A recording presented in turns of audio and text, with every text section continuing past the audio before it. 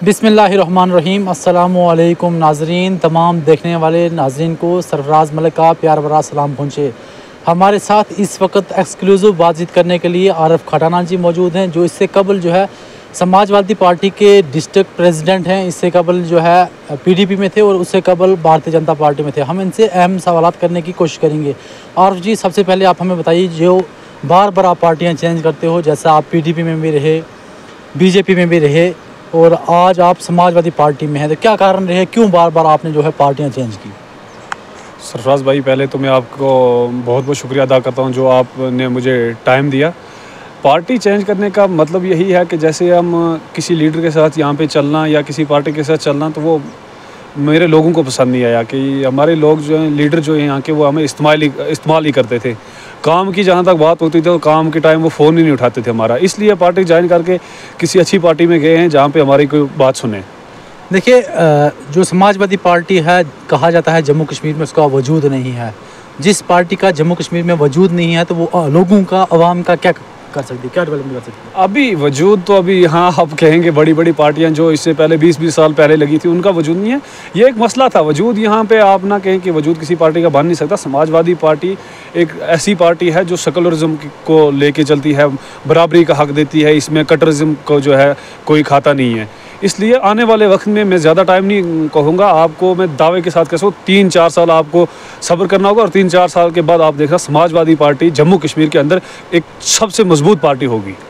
आपके ऊपर लोग एतमाद क्यों करें? क्या विजन है आपकी, क्या सोच है आपकी, क्या डेवलपमेंट के लिए, लोगों की बेहतरी के लिए क्या इक़दामात आप उठा रहे हो? यहाँ इससे कबल, इससे पहले आपने लोगों के लिए क्या काम किया? देखिए, हम जो भी करते हैं, हम अंदर घर से बाहर अगर किसी काम के लिए निकलते हैं तो वो लोगों के लिए निकलते हैं।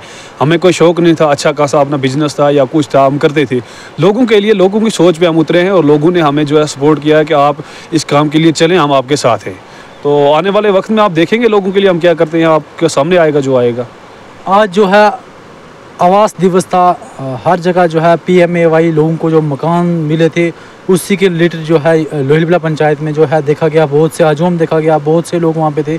आपने क्या डिमांड्स रखी और आपको क्या लगता है जिन लोगों ने प्रधानमंत्री आवास योजना के तहत पहले मकान लिए हैं, क्या वो डिज़र्व करते थे कि उन्होंने भी पहले 2 नंबरियाँ करके लोगों के मकान लिए? देखिए, मैं अपनी पंचायत लोहिलबिला की बात नहीं करूँगा, बल्कि डिस्ट्रिक्ट पुंछ के अंदर जो पहले आया था, पहली स्कीम में होया था कुछ ऐसी, तो उसमें जो लोग डिज़र्व नहीं करते थे उन्होंने भी अपना सिस्टम जैसे भी रखा। अब जो सिस्टम नया आया है, इसमें उन लोगों के लिए कोई मतलब खाता नहीं है। अब इसमें गरीब लोग हैं, तो जैसे पहले जिन लोगों को किस्तें पड़ी या उनका मतलब लिस्ट में नाम आया, वो नाम बाद में वहाँ से काटा गया। कोई लोकल कमेटियाँ बनी, कोई लोग आए बाहर से, उन्होंने जो है जनवन लोग जो है जो मतलब इसके हक काबिल थे, उन लोगों को नहीं मिला।